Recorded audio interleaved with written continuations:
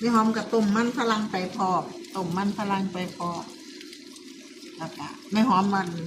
ดาดหนังแล้วไม่หอมกะทิเอาใส่จานนี้ไม่หอมกะทิเอาไปเข้าตู้อบนะจ๊ะเนาะจะเป็นหลายที่ล่าเนาะพี่น้องเอาไม่หอมกะทิซอส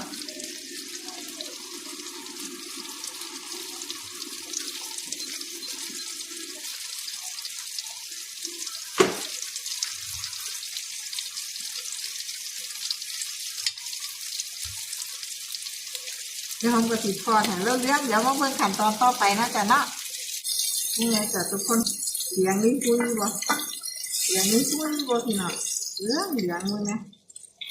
เหลืองเป็นตาแสบไม่หอมกะทิมาใส่ถ้วยนี่นะจ๊ะเนาะ